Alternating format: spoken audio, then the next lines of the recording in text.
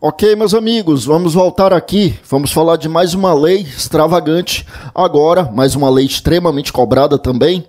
Vamos tratar da nossa Lei de Interceptação Telefônica, Lei 9296 de 1996.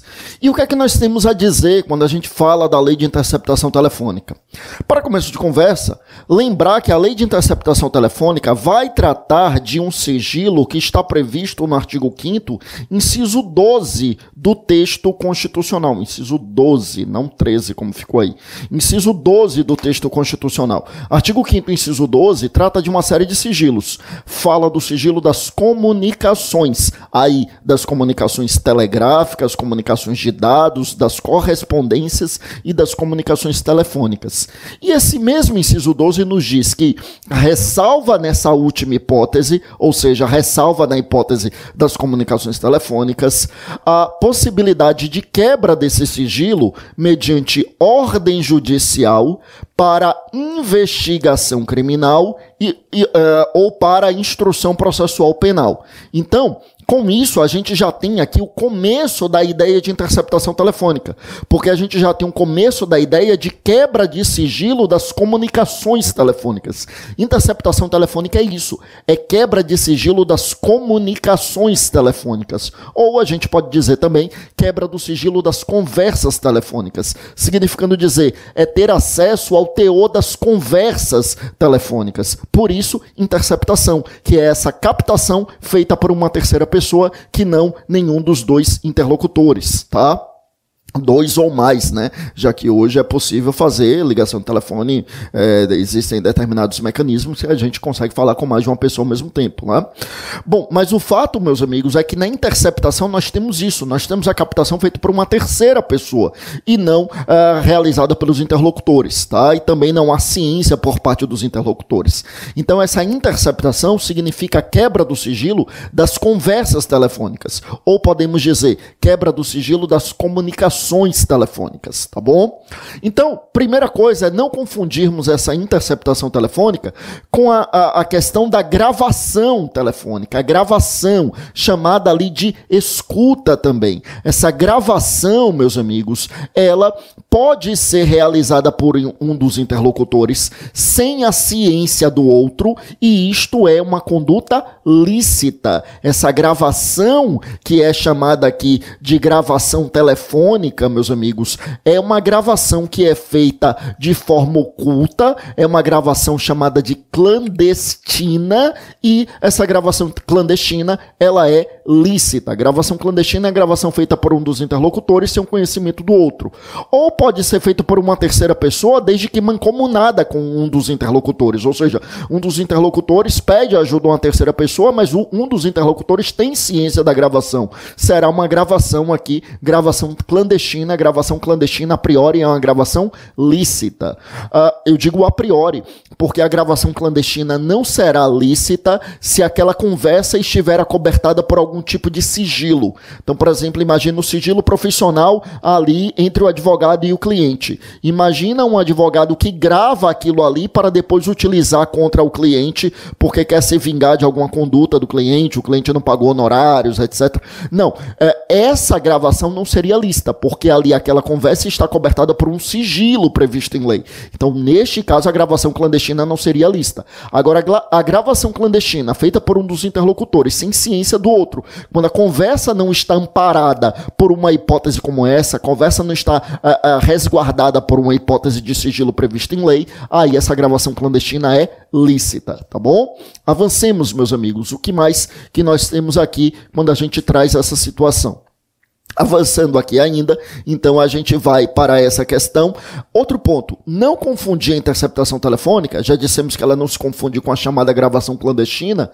Outro ponto é lembrarmos, meus amigos, de não confundirmos a interceptação telefônica, que é, como eu disse, a quebra do sigilo das comunicações telefônicas ou quebra do sigilo das conversas telefônicas, não podemos confundir com a quebra do sigilo dos dados telefônicos. Quebra de sigilo de dados, meus amigos, não é ter acesso ao teor das conversas. Na quebra do sigilo de dados, nós temos acesso a outras informações. Então, por exemplo, aquelas informações que vêm ali na sua conta de telefone. quanto tempo você falou, com quem você falou, quanto você gastou. Então, essas informações ali, elas estão acobertadas por um sigilo constitucional também, é o sigilo de dados. Quebrar o sigilo de dados telefônicos é ter acesso a estas informações.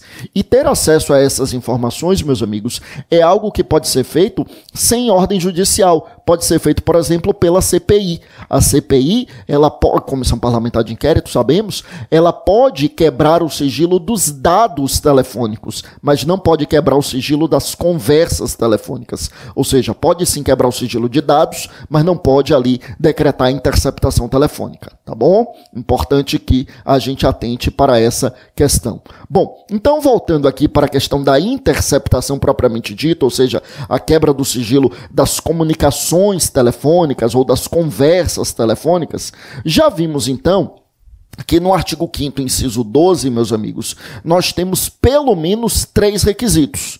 Por quê? Porque aí se diz que para que haja interceptação telefônica, nós precisamos de ordem judicial, que seja feita nos termos da lei e que seja para investigação criminal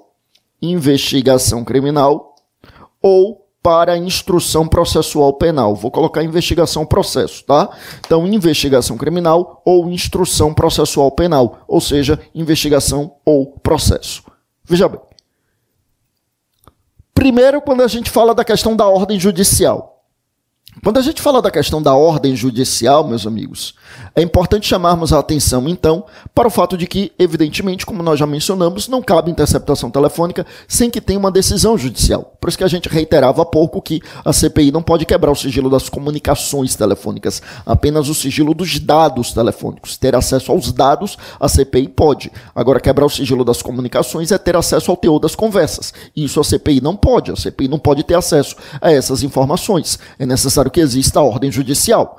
E essa ordem judicial deve respeitar a competência do juízo, a competência criminal. Isso implica, por exemplo, respeitar eventualmente o foro por prerrogativa de função do investigado ou do réu. Se o investigado ou o réu possuem foro por prerrogativa de função, esse foro por prerrogativa de função haverá de ser respeitado então. Agora, a gente precisa lembrar daquilo que o Supremo Tribunal Federal chama de teoria do juízo aparente.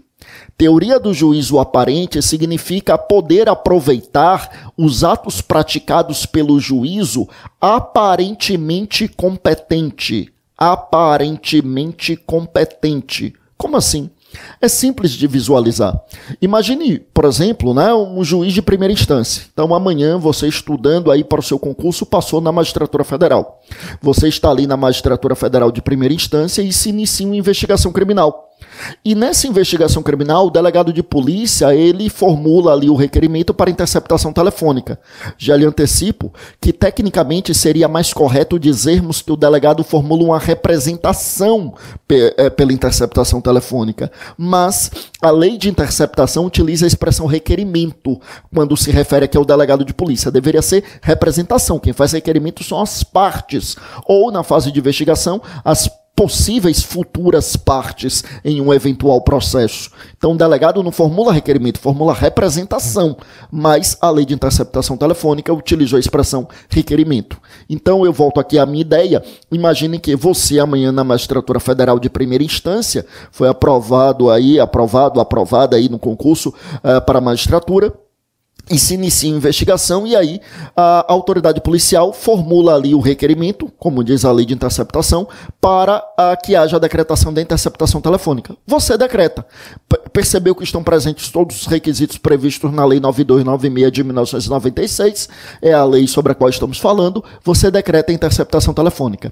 Decretou a interceptação telefônica, meus amigos, e aí, veja, no meio da investigação, se descobre que um dos investigados, cuja identidade ainda não havia sido descoberta, já se sabia que ele estava envolvido, já se sabia que era uma das lideranças, mas todo mundo só chamava dele, só se referia a ele por uma determinada alcunha, então ainda não havia sido identificada a identidade dele. E aí, meus amigos, simplesmente em determinado momento, quando a interceptação já está um tanto quanto avançada, se descobre a real identidade desse sujeito, e aí se descobre que se trata de uma pessoa que tem foro por prerrogativa de função, que se trata de um deputado federal que está cometendo crime em razão da sua função pública. E aí, meus amigos, percebam que nesse caso a competência passa a ser do Supremo Tribunal Federal. E aí é que vem a questão. Mas e os atos realizados até aquele momento? E o que a interceptação pegou até aquele momento? É válido? Porque perceba que, a priori, tecnicamente, a gente teria de dizer que não. Porque se desde o início o investigado já estava ali, se desde o início ele já era investigado, se desde o início já se sabia que era aquela pessoa, só não sabia quem era, mas já sabia que ele era o alvo. Veja, nesse caso, ele tinha um foro por prerrogativa de função desde o início da investigação. Contudo, aí é que entra o que eu chamava de teoria do juízo aparente.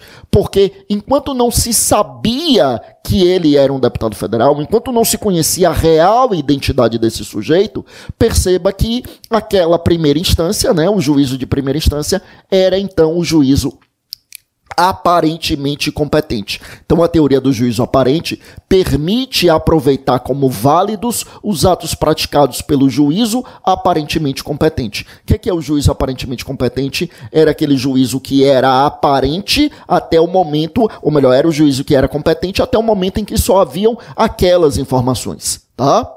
Bom, volte comigo aqui para a tela. O que mais que a gente precisa lembrar?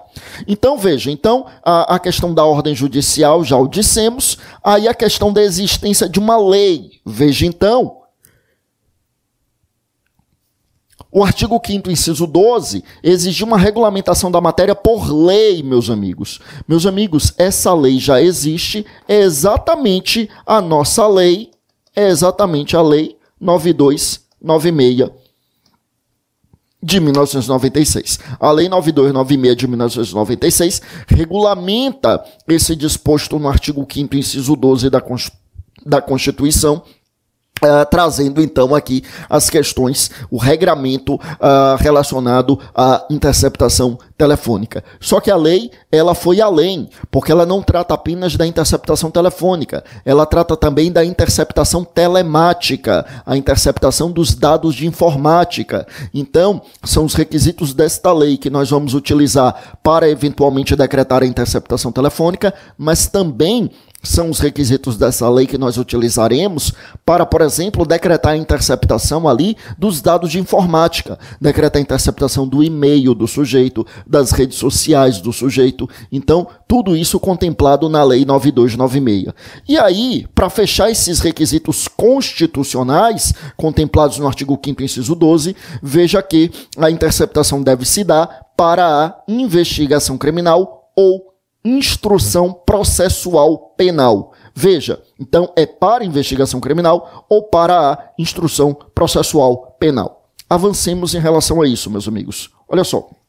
Então, seria para a investigação criminal ou para a instrução processual penal. Até aqui tudo bem. Perceba, portanto, que não cabe falar, meus amigos, em interceptação telefônica quando a gente fala, por exemplo, em processo administrativo. A priori não deveria. Né? Ou seja, decretar a interceptação telefônica para uma investigação em um processo administrativo não é possível. Todavia, o que o Supremo Tribunal Federal admite é que, imagine que determinado fato foi praticado por um funcionário público e aquele fato constitui concomitantemente crime e ilícito administrativo. Então, concomitantemente é crime e é ilícito de natureza administrativa. Aí vamos imaginar que se inicia uma investigação criminal e que se inicia também um procedimento administrativo disciplinar. Ambos se iniciaram.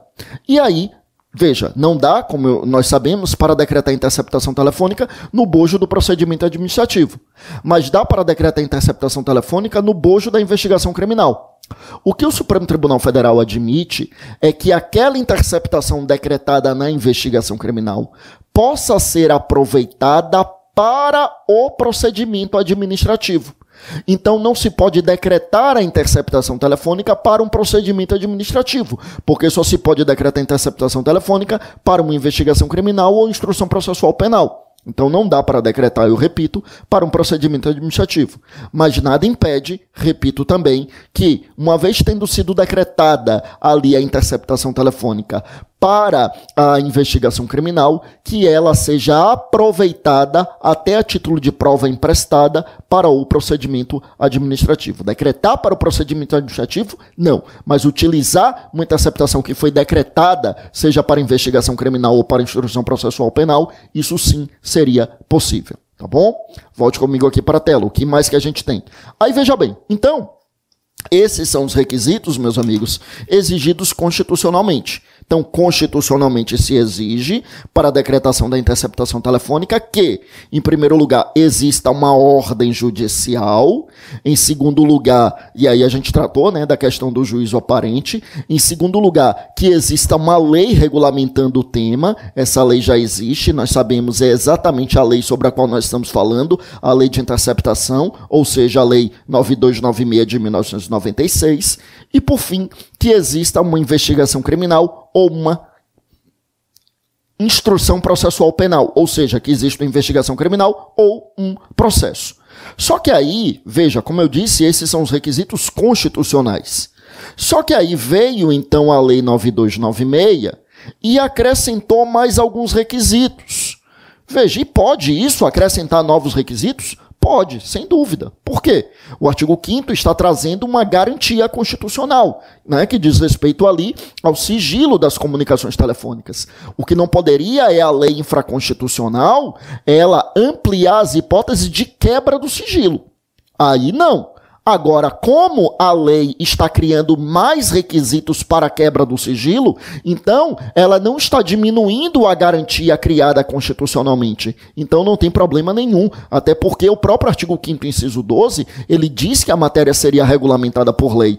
O artigo 5º, inciso 12, ele já traz alguns requisitos mínimos, que exista a ordem judicial, que seja para investigação criminal, para instrução processual penal e que haja regulamentação em lei. Essa regulamentação em lei, obviamente, não poderia dispensar os requisitos que já existem, mas criar novos requisitos não tem problema nenhum, porque, como nós dissemos, estaríamos aumentando a proteção constitucional ao sigilo, tá? Volte comigo aqui para a tela. Então, vamos lá. Então, a Lei 9296, como eu disse, ela cria novos requisitos. E quais seriam, então, estes novos requisitos? Mais requisitos para a interceptação telefônica. Olha, em primeiro lugar, meus amigos, vejam que só vai caber a interceptação telefônica se houver a investigação de crime punido com reclusão. Crime punido com reclusão. Reclusão. E isto porque o que a lei diz, né, a lei, na verdade, ela tem uma redação que é uma redação a contrário senso, ela diz que não se decretará a interceptação telefônica quando o crime for punido no máximo com pena de detenção. Ora, reclusão é mais grave do que a detenção. Não se decreta a interceptação quando o crime for punido no máximo com detenção. Ou seja, tem que ser mais grave do que isso. Mais grave do que a detenção é a reclusão. Então, somente se pune se for crime punido com reclusão. Somente se decreta a interceptação se for crime punido com reclusão que estiver sendo investigado. Ou seja, não dá para falar em decretar a interceptação telefônica quando é contravenção penal, que é bem mais brando, né? É uma contravenção, não é crime e é punido com prisão simples, não é nem com reclusão nem detenção. E também não dá para decretar a interceptação telefônica quando for um crime punido com detenção. Somente se o fato envolver um crime punido com reclusão. Agora, o que a gente precisa lembrar é o seguinte: existe aqui na interceptação telefônica, meus amigos, aquilo que na jurisprudência nós convencionamos chamar de serendipidade. Serendipidade. O que é serendipidade? Serendipidade é um encontro fortuito, é uma descoberta fortuita. É uma expressão, inclusive, muito utilizada na ciência. Na ciência, inúmeras descobertas científicas foram concretizadas, entre aspas, por acaso. Como assim por acaso? Muitas vezes ocorreram situações nas quais nós tínhamos pesquisadores que estavam pesquisando determinada coisa e aí acabam descobrindo uma outra coisa, entre aspas, por acaso. A isso nós chamamos de serendipidade.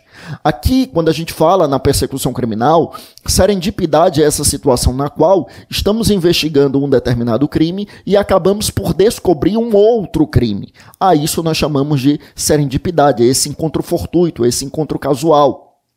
E nada impede que, tendo investigado o crime X, a gente descubra o crime Y que seja punido com detenção. E essa prova pode ser utilizada, meus amigos. O que não pode é decretar a interceptação para este crime punido com detenção. Aí não pode, só para o crime punido com reclusão. Mas se decretou para investigar o crime punido com reclusão e descobre um outro crime que é punido com detenção, não tem problema utilizar a interceptação como meio de prova. Agora, na maior parte dos precedentes jurisprudenciais sobre o tema, tanto o STF quanto o STJ exigem, meus amigos, que entre o crime investigado e o crime descoberto, que exista ali alguma relação de conexão. Na larga maioria dos casos é assim. Ou seja, se o crime descoberto não for conexo com aquele crime investigado, aí a interceptação não poderia ser utilizada como meio de prova. Então você simplesmente vai ouvir que ele praticou o crime e desconsidera? Não, aquilo seria utilizado como notícia criminis para que se iniciasse uma investigação pelo novo crime. Mas para utilizar a interceptação como meio de prova, podendo ensejar uma punição, uma condenação, aí só se o crime descoberto tivesse relação com aquele crime que se investiga, tá bom? Mas cuidado, porque temos um precedente relativamente recente do Supremo Tribunal Federal em que se admitiu a serendipidade mesmo sem esse elo, mesmo sem esse vínculo entre o crime investigado e o crime descoberto. Não é pacífica a jurisprudência nesse ponto, muito pelo contrário, como eu disse, a maior parte dos precedentes é em sentido contrário, exigindo a relação de conexão entre o crime investigado e o crime descoberto, mas a gente não pode aí se esquecer que efetivamente já tem precedente do Supremo, relativamente recente, admitindo a utilização da prova em relação ao crime descoberto, mesmo quando não tem relação de conexão com o crime investigado. Tá bom? Volte comigo aqui para a tela. Que mais? Então essa é a questão, meus amigos, aqui do primeiro requisito exigido no âmbito infraconstitucional. Então, primeiro requisito exigido pela lei, né? Pela lei ordinária, que exige, como eu disse, primeiro requisito, que o crime envolvido seja um crime punido com reclusão. Crime investigado seja, então, punido com reclusão. Tá bom? Que mais, meus amigos? O que mais? Vejam bem. Aí, um segundo requisito exigido, meus amigos, vejam só, é justamente de que exista um mínimo de provas, no mínimo, indícios de autoria ou participação em relação à pessoa que será interceptada. É claro, é evidente, quer dizer, a interceptação telefônica, meus amigos, ela realmente devassa a intimidade da pessoa. Então, é uma prova que tem um certo grau de aspecto invasivo. Então, não dá para decretar a interceptação telefônica de uma pessoa sem que existam contra ela, pelo menos, indícios de autoria ou participação. Precisaremos, eu repito, de, no mínimo, indícios. Então, por exemplo, não dá para decretar a interceptação telefônica da testemunha, né? Uma pessoa que não tem indício de autoria, não dá para decretar a interceptação telefônica da vítima. Não dá. Mas a vítima concordou. Bom, aí não é interceptação, aí é como a gente já comentou, aí seria uma gravação clandestina. Quer dizer, a vítima ainda está ali sofrendo as consequências, quer dizer, a vítima sequestraram alguém, aí a família ali da vítima chama a polícia está ali ouvindo as conversas. Isso não é interceptação. Isso é uma gravação clandestina, é uma gravação cientificada e permitida por um dos interlocutores. Isso não é interceptação. Quando eu digo que não cabe interceptação da vítima ou da testemunha, eu estou falando realmente de interceptação. Quer dizer, grampear o telefone da testemunha para tentar descobrir o real autor do crime. Não. Se não houver indício de autoria contra aquela pessoa, não cabe a interceptação telefônica. Então perceba que esse requisito que foi colocado aqui pela lei é um requisito absolutamente imprescindível.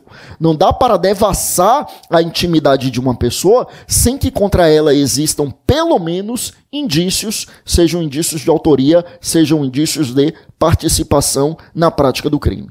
E só para a gente fechar, eu vi que o prazo desse bloco aqui está se esgotando, eu só vou deixar aqui a informação e eu concluo no nosso próximo bloco, mas é importante lembrar que o último requisito exigido pela Lei 9296 diz respeito ao aspecto subsidiário da interceptação.